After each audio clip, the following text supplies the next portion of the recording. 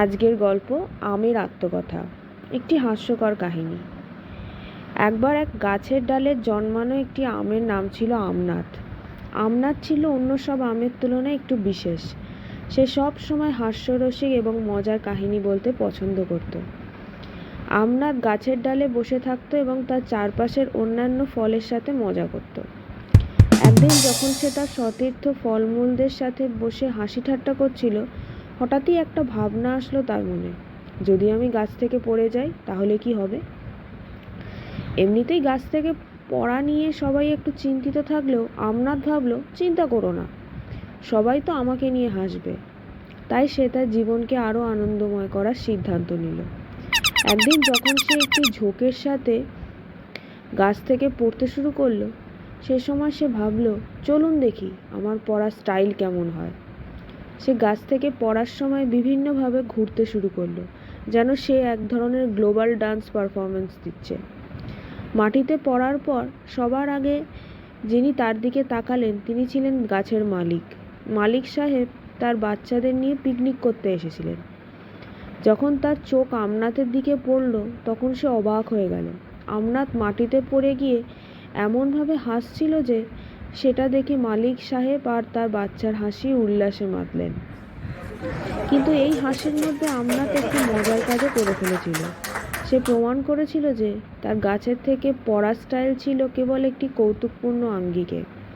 পরবর্তীতে যেখানেই আমনাথ যেত তার মজার কাহিনী সবার মুখে মুখে ঘুরত।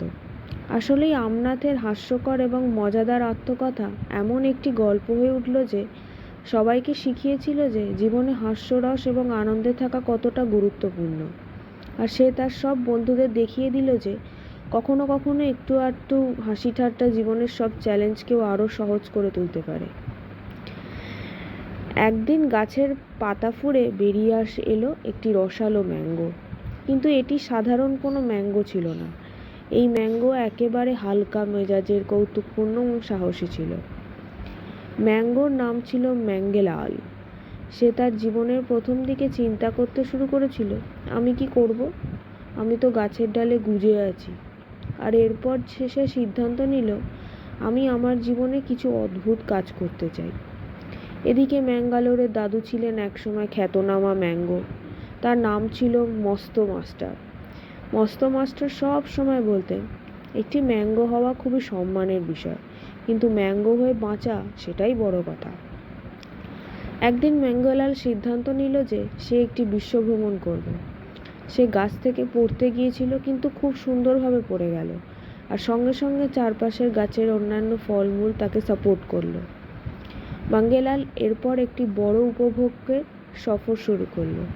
সে ঘুরে ঘুরে চমৎকার সব জায়গায় পৌঁছালো, চকলেট ফ্যাক্টরি, জেলির কারখানা, এমনকি পিৎজা হাটেও। সেখানে গিয়ে সে খুব আনন্দ করেছিল, তবে একটু রসালো উপস্থিতিতেও পড়েও গিয়েছিল। ওই পিৎজা হাটে গিয়ে সে খেয়াল করলো যে সবাই তার জন্য ম্যাঙ্গো পিৎজা তৈরির প্রস্তাব দিচ্ছে। শেষে ম্যাঙ্গেলাল একটি বড় শিক্ষা পেল, জীবনের আনন্দ উপভোগ করতে হলে মাঝে মাঝে একটু হাস্যরসের প্রয়োজন। আর সেখান থেকেই সে বুঝতে পারল কৌতুক এবং হাসি ঠাট্টা জীবনের অন্যতম সেরা অংশ।